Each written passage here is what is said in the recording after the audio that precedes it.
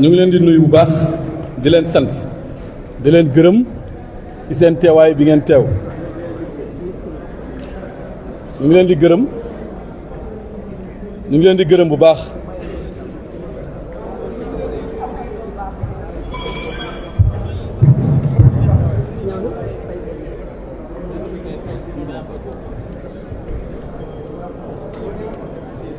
vraiment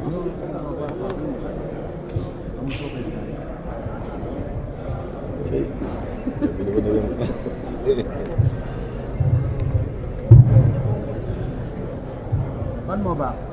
boobu moo baax.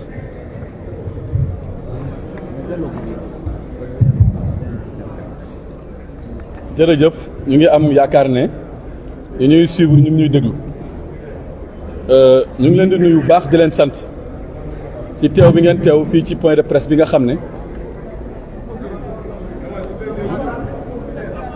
faut régler le bureau là.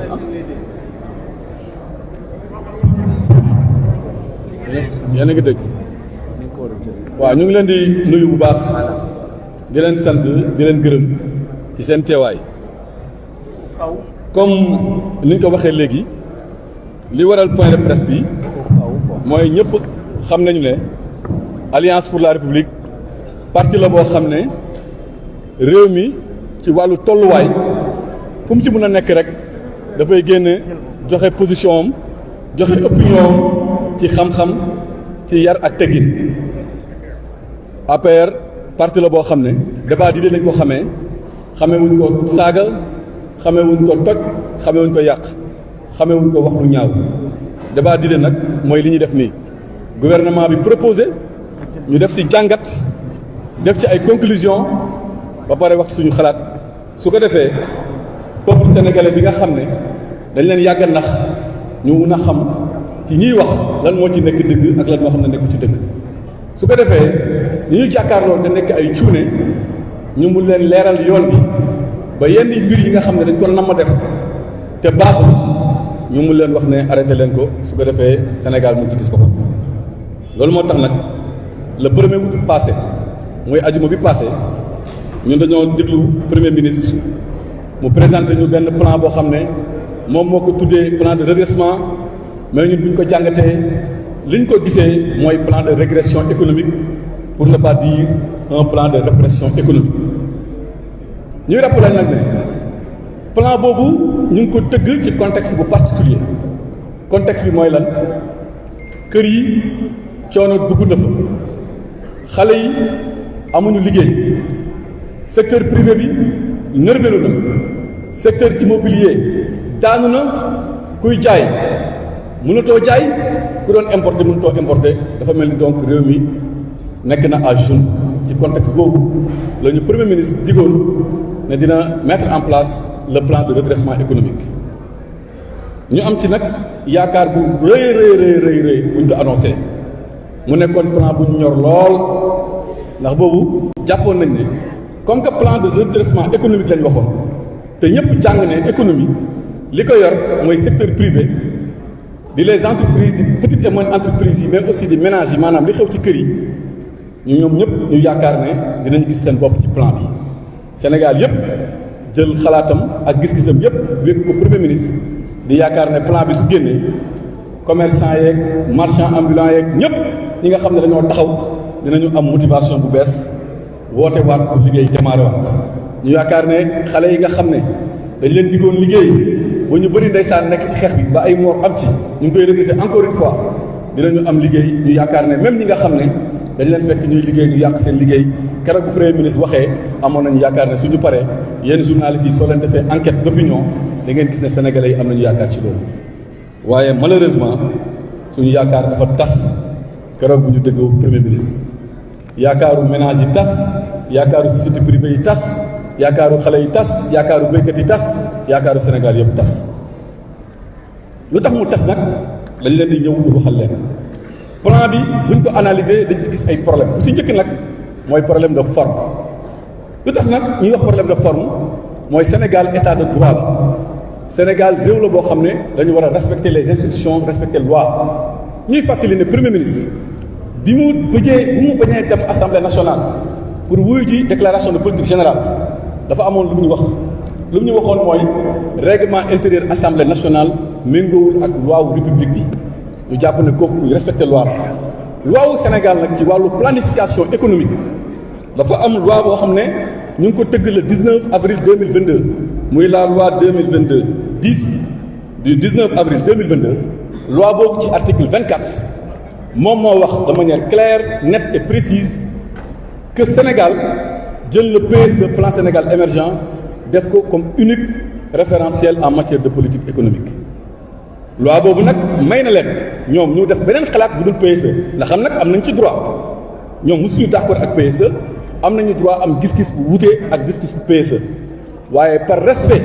envers les institutions par respect envers la loi dara empêché wu leen woon ñu dem assemblée nationale modifier l'article 24 de la loi 2022-10 du 19 avril 2022 mais defuñu ko ndax maa tey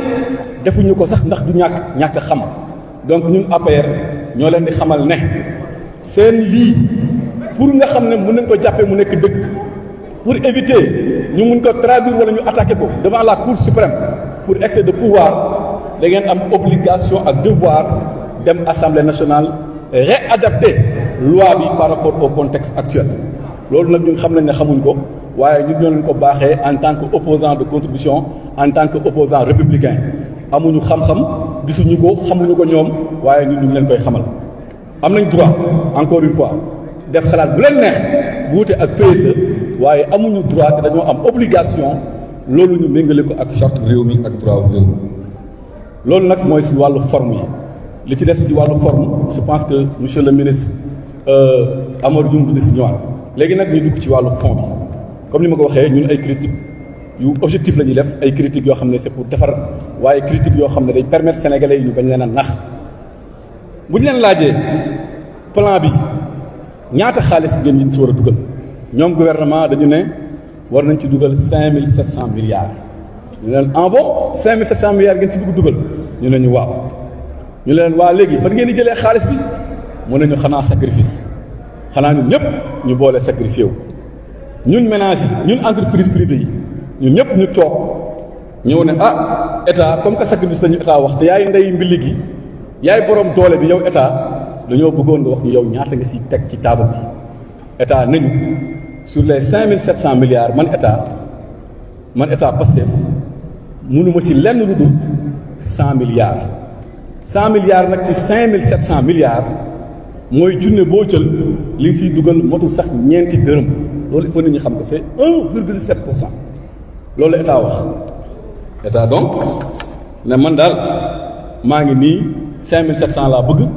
laa mën a dugal waaye man état 100 milliards rek laa si mu mel ni nag loolu décision bu lourde de conséquence la lu ñu naqari la d'autant plus que dañ ko laaj li ci des fan nga koy jëlee mu ne du ma leb extérieur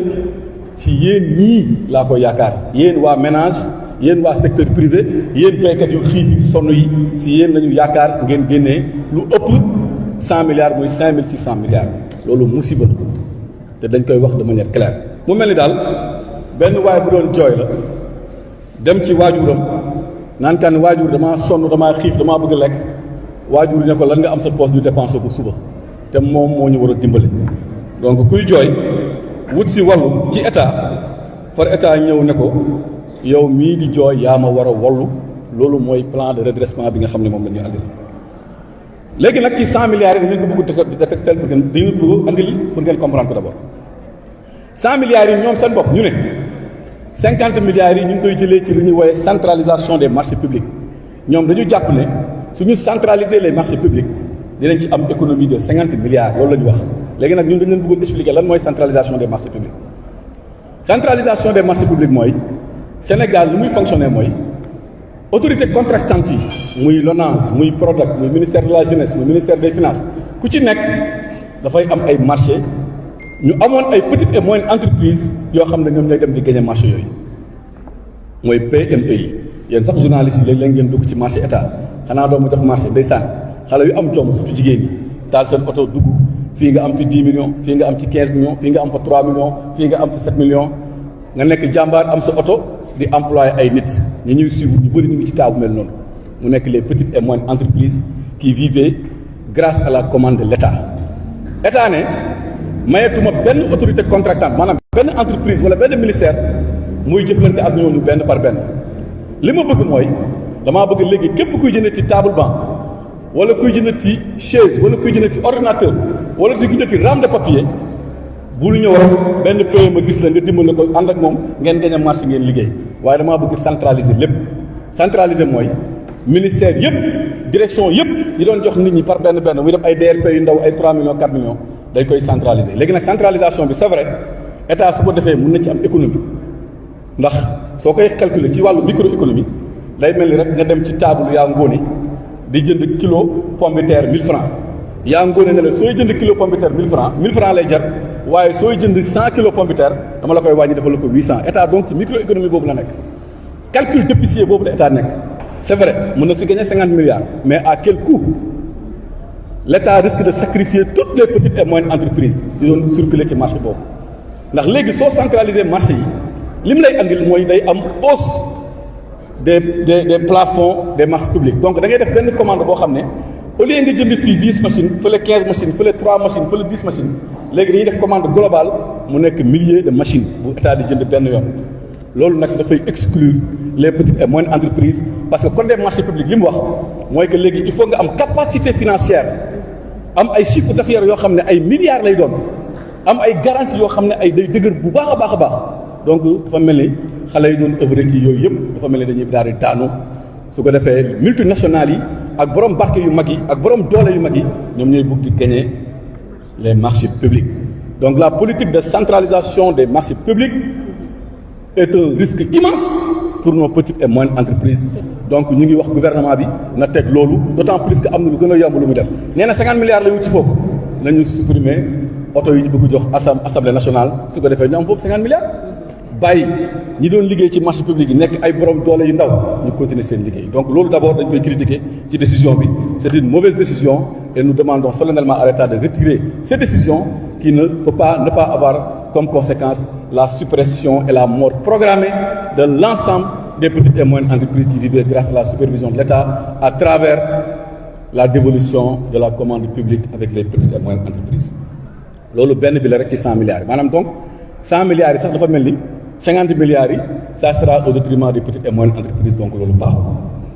nga ñëw nag ci yeneen yi nga xam ne nag moo gën a grave bu njëkk bi ñu ne dañuy cibler les subventions pour en fin de compte diminuer la subvention loolu ñëpp d'accord nañ ne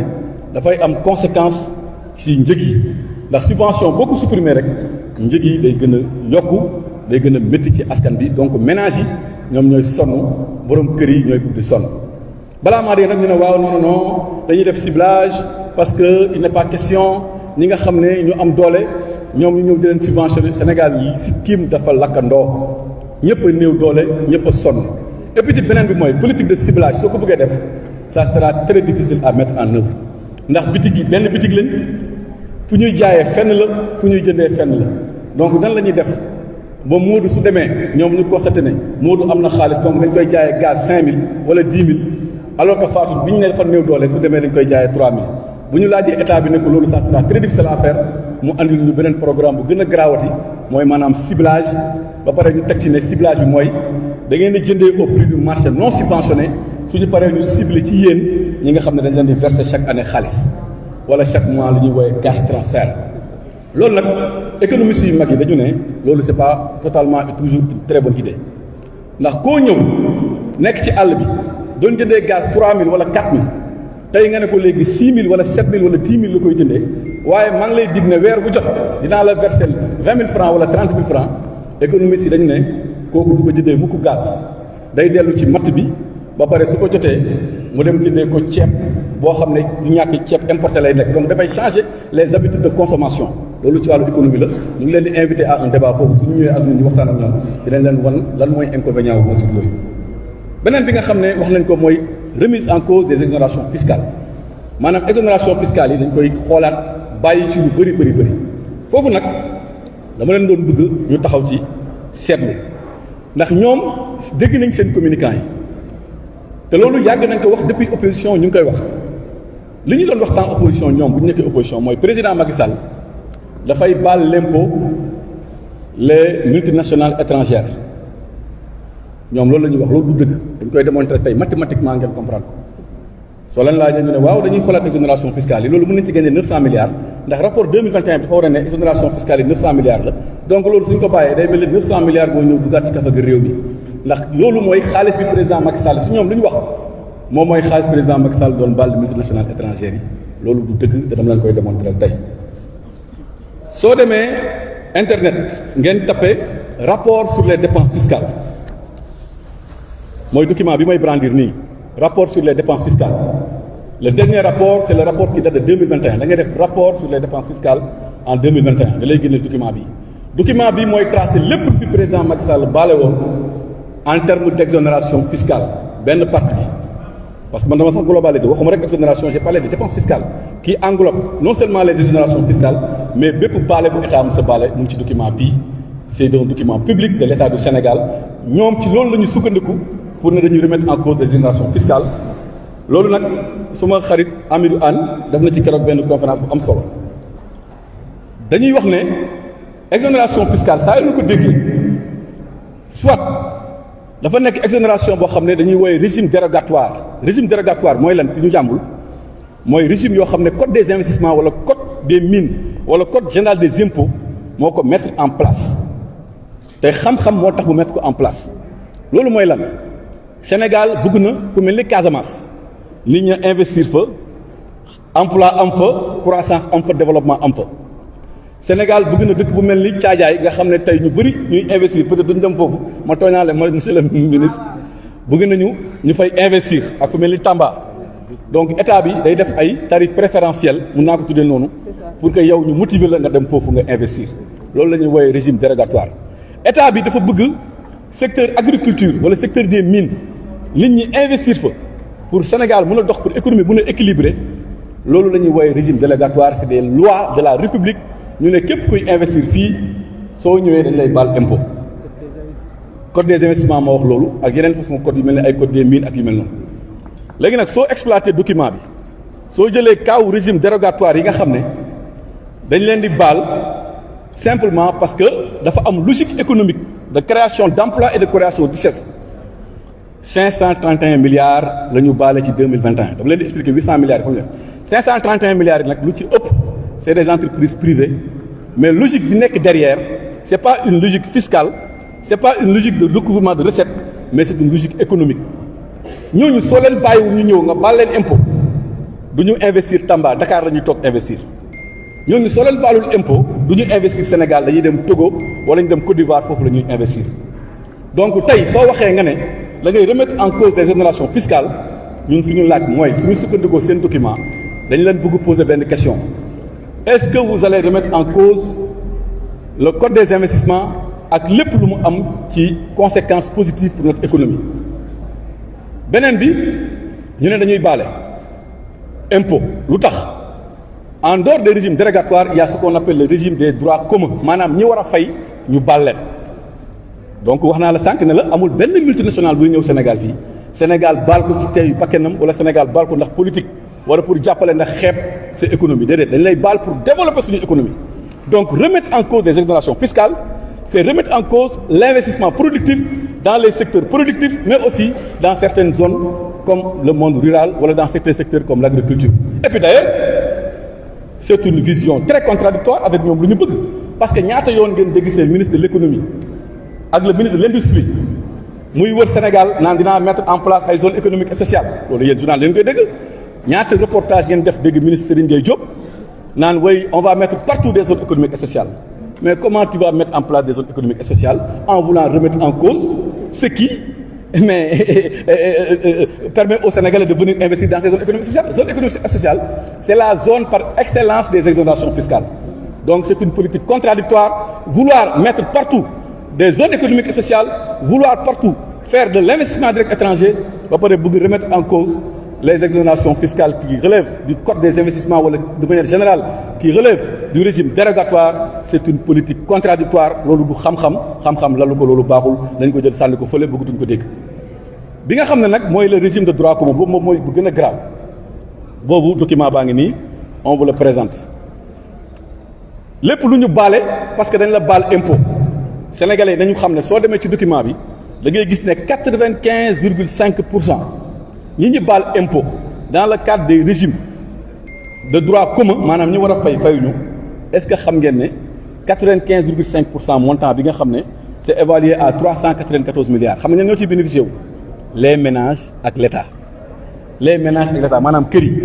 mooy baal bi ñuy baal impôt maanaam comme taxe bi ñuy génn barki démb ne léegi dañ koy fay muy 10% droit de douane ci ceeb bi yooyu la ñuy éliminer loolu 95,5% yëpp ci ménage la donc en fin de compte ñun APR question bu ñuy poser mooy vouloir remettre en cause des exonérations fiscales alors que la moitié des exonérations fiscales relève du code des investissements qui a un soubassement économique ou bien de promotion économique et vouloir remettre en cause 394,5% milliards du moins du régime de droit commun est-ce que c'est pas matraquer fiscalement les ménages est-ce que c'est pas matraquer fiscalement l'État lui-même loolu c'est des questions qu'on pose samp nañ laaj nag jëme ci ñoom xam naa ne sax duñu tontu ndax ñoom amuñu idée bu ñu tontee amuñu xam-xam bu ñu tontee saaga saboté wax lu ñaaw wax lu bon la ñuy tontee loolu xam nañ ko waaye na Sénégal xam dëgg bi bu mu féete loolu laa bëggoon wax ci matraquage fiscal bi nga xam ne moom lañ bëgg def à travers les exonérations fiscales loolu baaxul idée bu bon la nañ ko génnee sànni ko fële comme idée bu njëkk bi nu mu nekkee idée bu bon beneen idée bi ñu wax mooy nous ce que nous avons appelé aussi le matraquage fiscal pour ne pas dire le banditisme ou bien le terrorisme fiscal qui consiste à fiscaliser à tout va lépp luy taxawaalu rek nga ne dinaa ci laaj dara dinaa ci am dara xale yi seen i sëy nga ne duñ ma raw di leen ko laal ba sax Orange Money léegi dañu ne Orange Money ak Wave xam nga léegi fexe nañ ba Wave wàññi affaire yeeg yooyu état nee na léegi moom loo envoyé ci tey da ciy laaj dërëm wala fukki dërëm dina ko ci laaj état mu wax loolu nee na Orange Money képp ku envoyé te sa morom état nee na day laaj est-ce que loolu yoon la est-ce que loolu dëgg la est-ce que du dëgg mu ne non seulement dinaa laaj ndax yaa def transaction rek allo sama yaay na nga def dinaa la envoyé 1000 francs état mu ngi taxaw ci buntu kër gi sooy envoyé mu dagg jël dugal poosam nga ne da ngay jënd carburant ginnaaw moom bu mu la taxé ci carburant nga war a fay ko yëpp mu ne man tamit dama lay taxé waat ndax yow yaa fayee Orange Money loolu la ñuy woowee ñoom seen document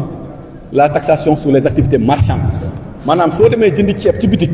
ginnaaw buy état nangoo TVA ba pare yow da ngay duraat beneen boo xam ne le fait que nga jël ko change bu loolu kenn xam lu mën a andi mooy léegi da nga naan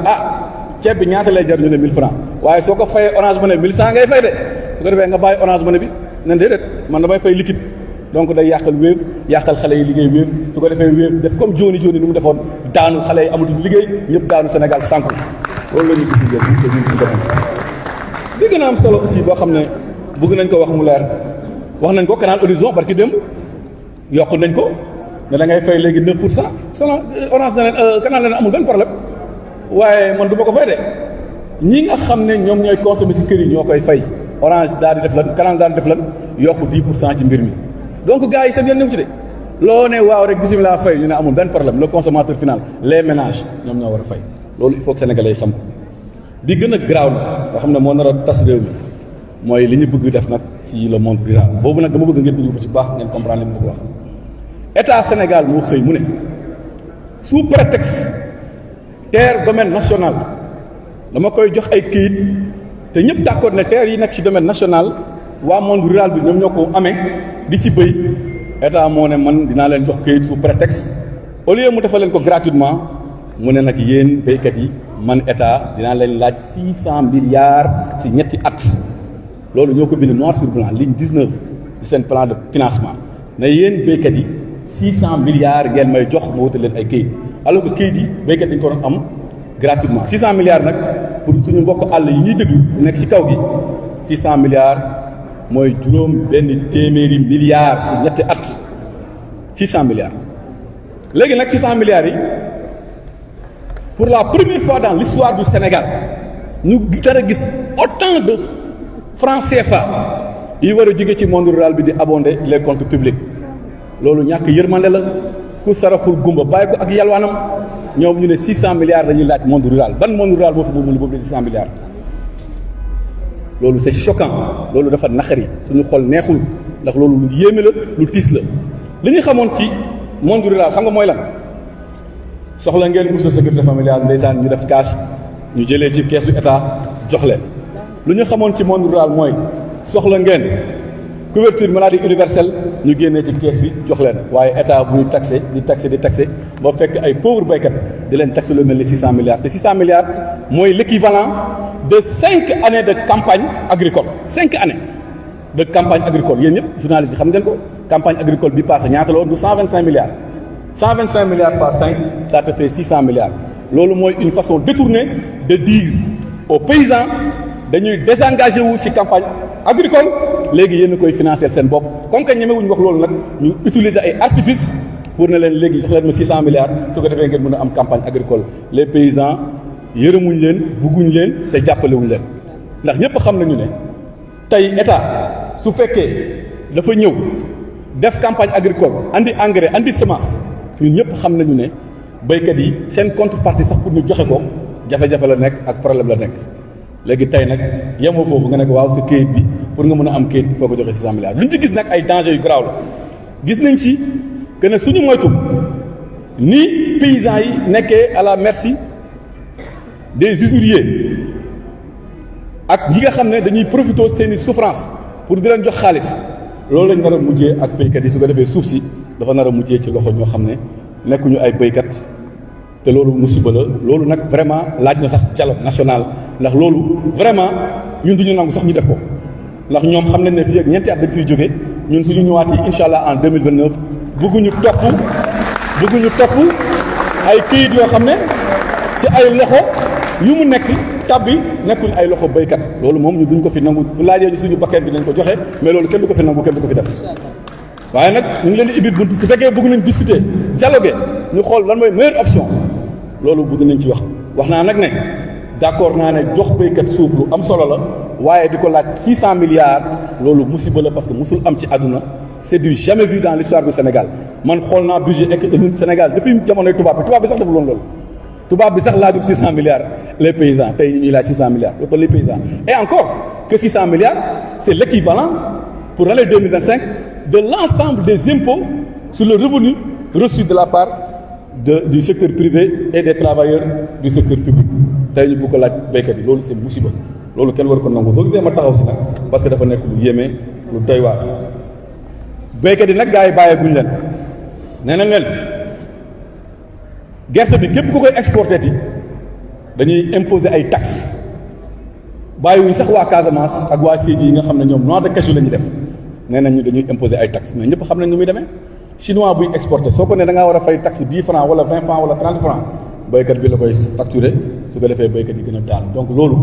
logique économique mooy ñoom du ñu sonn dañuy ñëw rek taxé ko ki nga xam ne mooy jaay donc béykat bi état nee na léegi seen gerte bi jàpp leen ne képp ko leen ko jaay su ko waree exporté dina fay taxe donc jàpp leen ne yéen tamit du moytu dina métti si ñoom. léegi donc soo jàngatee loolu yëpp li ngay seetlu mooy en économie dafa am principe bu am solo bu ñu doon jàngal en économie bu ñuy nekk première année c'est le principe de l'état-providence état-providence nag benn économiste bu mag newul moo ko xalaat waaye moo ko gën a développé mu ngi tudd John Maynard Keynes moom moo ko développé mooy état boo xam ne dafa nekk à la disposition de ses populations loolu nag dafa am président bu mag boo xam ne président africain la moom moo ko gën a matérialiser ci liggéeyam ci vision am muy le président Macky Sall état providence mooy dinaa def ay infrastructure pour ñëpp dinaa def ay tëli pour ñëpp dinaa def ay pont pour ñëpp waaye du ma fàtte ñëpp ndax dinaa defal aussi ay bourse sécurité familiale loolu mooy état boo xam ne c'est un état qui apporte du réconfort à sa population loolu la économie si jàng waaye nag ñoom ñi dañoo andi lu bees à la place de l'état providence Pastef inaugure l'état rentier du peuple mooy état addu kalpe wala état juuti maan loolu moom kenn jàng ko ci théorie économique waaye Pastef tey andi nañu loolu mooy état boo xam ne mooy état nag dëgg-dëgg toog muy dox mooy lan toog teg sa chaise yor sa bic yor sa feuille xale yi di liggéey matin ngay encaisser soir béykat yi di liggéey matin ngay encaisser soir secteur privé di liggéey ngay encaisser soir donc un état qui ne fait aucun effort partisan moindre effort nga ne man fan laa wekk sama politique ak sama xalaat mooy toog muy dox toog xale yi di liggéey man may encaisser di lekk di def avion di dem Turquie di def avion di def ay bëggatuma sax ne dañuy def ay caaxaan loolu nag kenn du ko fi nangu ñun état providence la ñu bëgg mais bëgguñu état addu kalpe bëgguñu état rentier bëgguñu état toog muy dox loolu dañ koy condamné. léegi nag Pastef xamee woon nañ ko saaga xas wax lu ñaaw waaye xamee wuñ ko woon toroxal borom barke yi maanaam ñi nga xam ne ñu ngi liggéey ñu leen di toroxal ba duñu amati dara ndax fu ñu tourné ñu daan jël impôt boo xam ne teguñu ko ci yoon teguñu ko ci xam-xam teguñu ko ci norme Pastef xamee wuñ ko woon këpp yalwaanu béykat yi ak këpp yalwaanu baadoolo yi loolu xamee wuñ ko woon Pastef léegi nag loolu moo tax ñun APR à l'unanimité nous rejetons le plan bi baaxul santul yàlla plan bi baaxul teguwul ci xam-xam plan bi c'est un plan boo xam ne dafay maintenir le monde rural dans la misère noire dans l'approvisionnement dans l'appauvrissement total et sans équivoque loolu moo tax incha allah ñun bu neexee yàlla dinañ ci def benn liggéey ba yéen point bu nekk ci seen i mesures dinañ leen wax de manière concrète comme ni ma ko waxee ban impact lay mën a am ci économie Sénégal ak ci ménage Sénégal yi waaye nag en attendant comme que dañuy bañ rek ñu ne opposition Sénégal moom wax rek te amul solution war ngeen ñu poser question nañu fan la ñu proposer ñun pour ñu wut leen xaalis loolu nag man maa def sama xalatu bopp pour proposer leen ko ñoom ne leen waaw c'est important ñu leen di proposer gars yi ne nañ bëgguñu mais dañ leen di proposer waaw léegi dañ leen proposer